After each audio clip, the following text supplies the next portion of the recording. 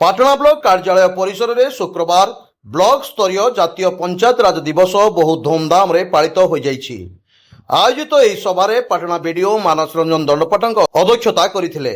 कार्यक्रम में मुख्य अतिथि भाव में पाटणा विधायक अखिल चंद्र नायक, सम्मानित अतिथि भाव में पाटणा ब्लॉक अध्यक्षा बीणापाणी नायक, पाटणा विधायक ब्लॉक प्रतिनिधि कमलाकांत दास, पूर्वतन पाटणा ब्लॉक अध्यक्ष विश्वनाथ नायक और पाटणा तहसीलदार अश्विनी कुमार नायक प्रमुख जोगदे पंचायत राज व्यवस्थार पालन और आभिमुख्य उपरे आलोकपात करथिले।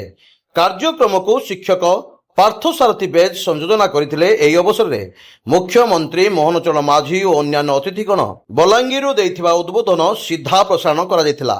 एही अवसर में पाटणा ब्लॉक रे हिताधिकारी को 123 अंतर्दय गृहर कार्यादेश, 80 जन नूतन कार्ड हिताधिकारी को कार्ड बंटन एवं 20 जन को नूतन भत्ता पत्र प्रदान करा जायतिला।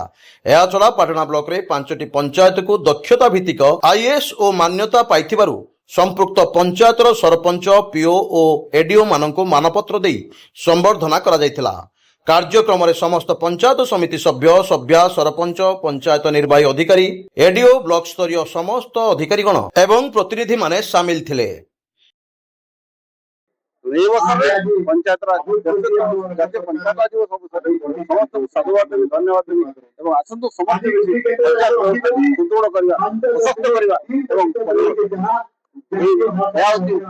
भारत प्रधानमंत्री नरेंद्र मोदी विश्वास पंचायत सुदृढ़ करवा पंचायत व्यवस्था जहाँ जहाँ मनोभाव